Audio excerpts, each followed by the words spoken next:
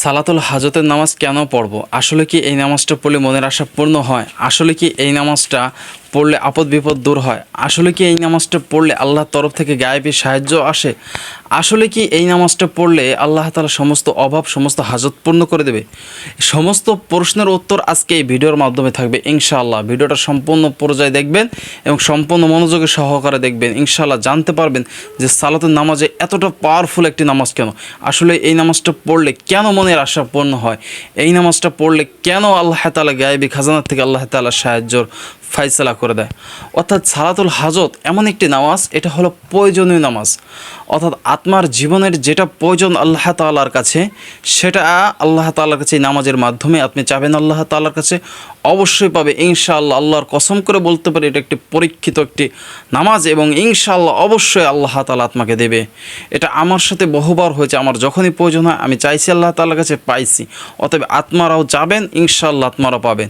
সালাতুল হাজত দেখা যাচ্ছে কি আত্মার জীবনে বা আত্মার স্বামীর দিক দিয়ে, আত্মার ছেলে সন্তানের দিক যে কোনো সমস্যার সম্মুখীন হবেন আপনি সালাতুল হাজতের নামাজ, দুই রাকাত নামাজ পড়ে আল্লাহ তাআলা দরবারে সেই সমস্যাটাকে বলুন, আল্লাহ তাআলা এমনভাবে ফয়সালা করে দেবে আপনি পরিকল্পনা করতে পারবেন না যে আল্লাহ তাআলার তরফ থেকে গায়েবী সাহায্য কীভাবে চলে আসলো।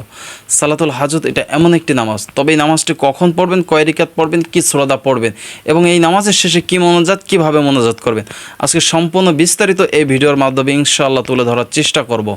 প্রিয় দর্শক, আসলে সালাতুল হাজত এমন একটি নামাজ, এটা হলো অর্থাৎ এর অর্থ হচ্ছে প্রয়োজনীয় নামাজ। অর্থাৎ আত্মার যে প্রয়োজনগুলো, সেই প্রয়োজন দুনিয়াবী মানুষ আত্মাকে প্রয়োজন মেটাইতে পারবে না, শুধুমাত্র সান্ত্বনা, আশা, আকাঙ্ক্ষা দেবে। তবে আল্লাহ তাআলা রব্বুল আলামিন আত্মার সেই হাজতকে পূর্ণ করে দেবে, আত্মাকে এবং আশাও দেবে, ভরসা এবং আত্মাকে দেবে ইনশাআল্লাহ।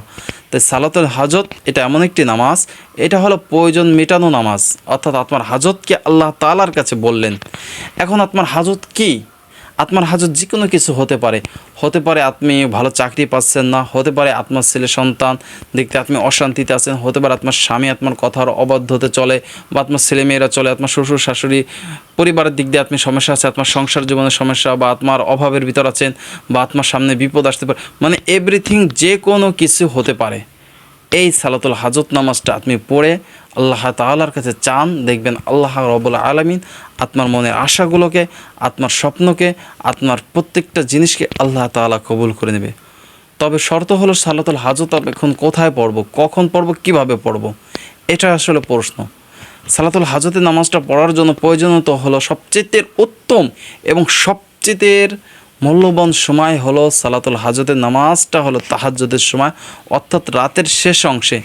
কেন তখন পড়বেন? দেখেন, তখন পড়ার একটা উদ্দেশ্য হলো কি, যে আল্লাহ রাব্বুল আলামিন তখন ৭ আসমান থেকে প্রথম আসমানে চলে আসে এবং এসে বান্দাদেরকে ডাকে, তোমাদের কার কী প্রয়োজন আমার কাছে তোমরা চাও, আমি তোমাদেরকে দেব। অর্থাৎ এই সালাতুল হাজতের নামাজটা তখন পড়া সবচেয়ে উত্তম মাধ্যম।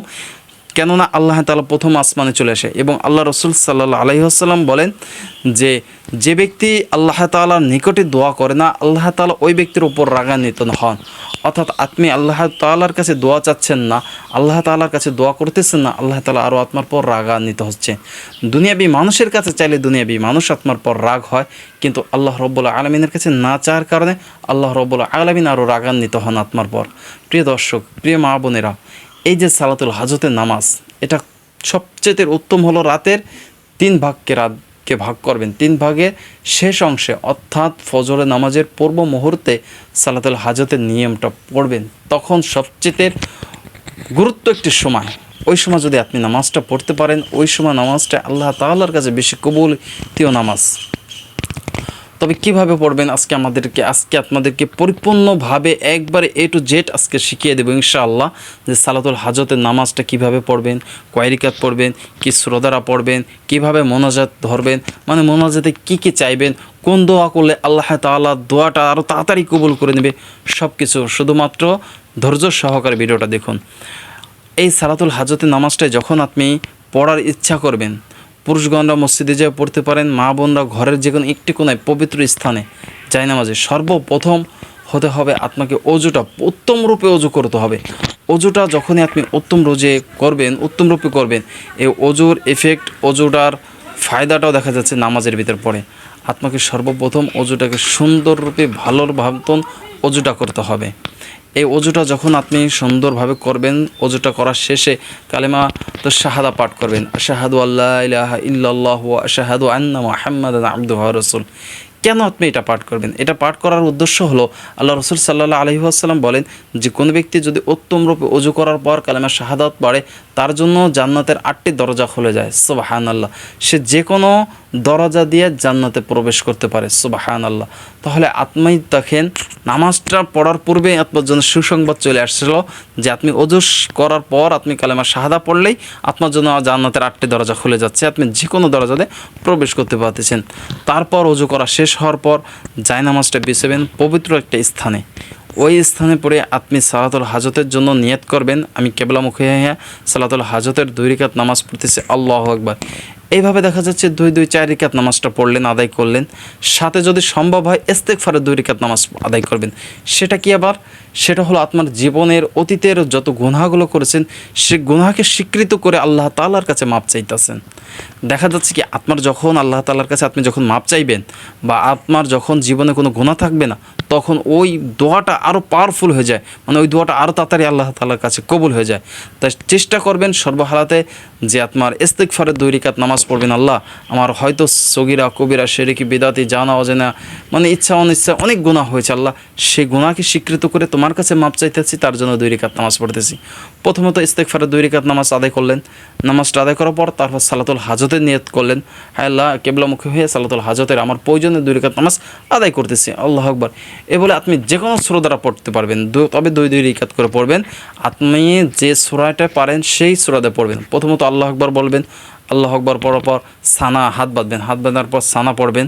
সানা পড়ার পর কি সানার দোয়াটা পড়বেন। সানার দোয়া পড়া মানে একই তরিকা যেভাবে নামাজটা পড়েন সবই একই, তবে 2 রাকাত করে শুধু নিয়তটা পার্থক্য। সানা পড়ার পর আউযুবিল্লাহি মিনাশ শাইতানির রাজিম বিসমিল্লাহির রহমানির রহিম বলিয়া কে আলহামদুলিল্লাহ সূরার সাথে আবার বিসমিল্লাহ পড়বার অন্য একটা সূরা রুকুতে যাবেন, রুকুত তাসবিহ পাঠ করবেন, রুকু থেকে উঠবেন, রুকু থেকে ওঠার পর আবার আল্লাহু আকবার বলে সিজদায় যাবেন, সিজদা তাসবিহ পড়বেন, আল্লাহু আকবার করে উঠবেন, আবার সিজদায় যাবেন, আবার উঠবেন, ঠিক আছে, আবার সূরা ফাতিহা পাঠ করবেন, অন্য সূরা পাঠ করবেন, রুকু যাবেন, উঠবেন, সিজদা দিবেন, 2 সিজদা দিবেন, বাস।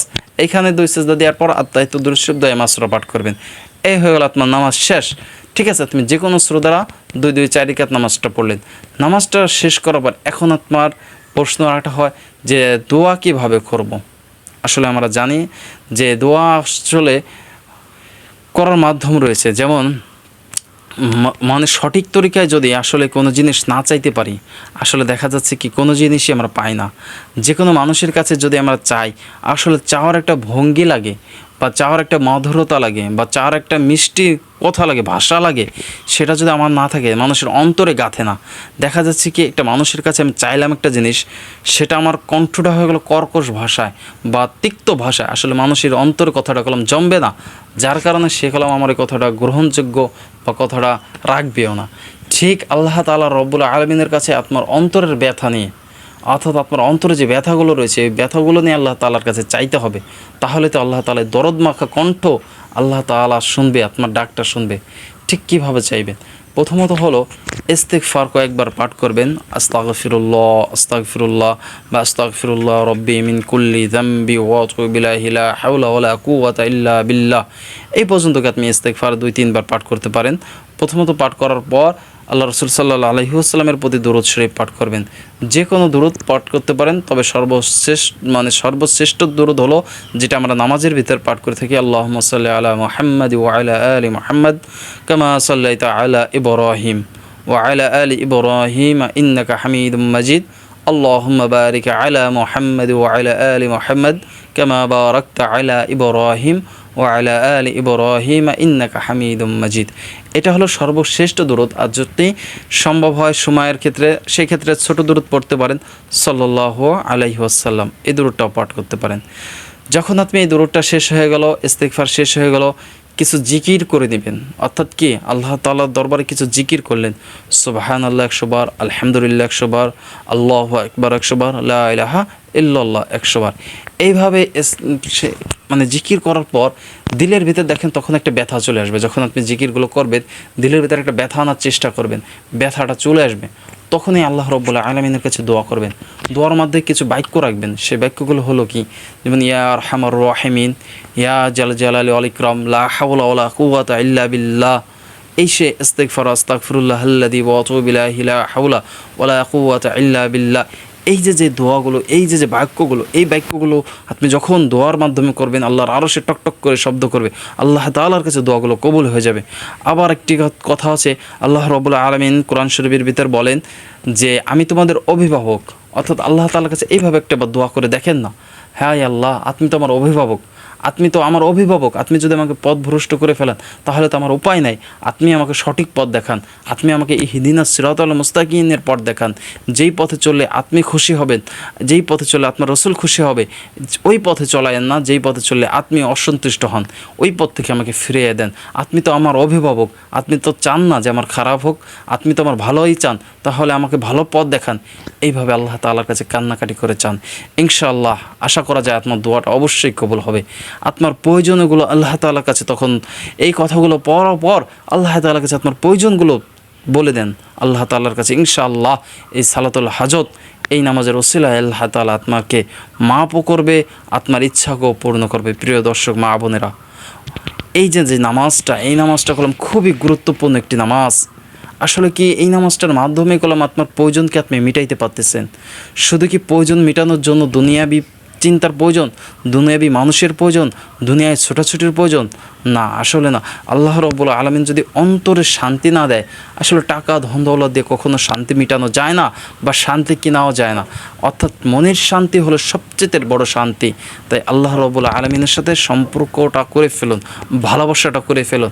আল্লাহ তাআলার কাছে চান এইভাবে, সপ্তাহে চেষ্টা করবেন, সপ্তাহে 2 দিন 4 দিন 5 দিন হলেও এই সালাতুল হাজতের নামাজটা আদায় করা নিয়মিত ইনশাআল্লাহ চেষ্টা করবেন। আসলে আল্লাহ তাআলা আত্মাকে আমাকে দেওয়ার জন্য আল্লাহ রাব্বুল আলামিন সুযোগ খোঁজে যে বান্দার কে কার কী প্রয়োজন, কাকে কীভাবে কোন জিনিসটা দেওয়া যায়, কোন উসিলায় তাকে কীভাবে দেওয়া যায়। এইভাবে আল্লাহ তাআলা আমার আত্মার সময়, আমার আত্মার সুযোগ খোঁজে যে আল্লাহ তাআলা আমাকে দেবে, কিন্তু আসলে আমরা সেই সুযোগ অনুযায়ী আমরা আল্লাহ তাআলার দরবার থেকে আমরা নিতে পারতেছি না, আমরা চাইতে পারতেছি না। অতএব আল্লাহ তাআলা যেন আমাদের প্রত্যেকটা দিনী মা বোনদেরকে এই সালাতুল হাজত নামাজটা পড়া তৌফিক দান করুক এবং প্রয়োজনে নামাজটা পড়া তৌফিক দান করুক। আমাদের যার যে জিনিসটা প্রয়োজন হবে, আমাদের যার যে জিনিসটা চার প্রয়োজন হবে, আমরা দুনিয়াবি মানুষের কাছে না চেয়ে আল্লাহ তাআলার কাছে চাই। ইনশাআল্লাহ আল্লাহ তাআলা আমার আত্মা প্রত্যেকটা মানুষের হাজতকে আল্লাহ তাআলা পূর্ণ করবে ইনশাআল্লাহ।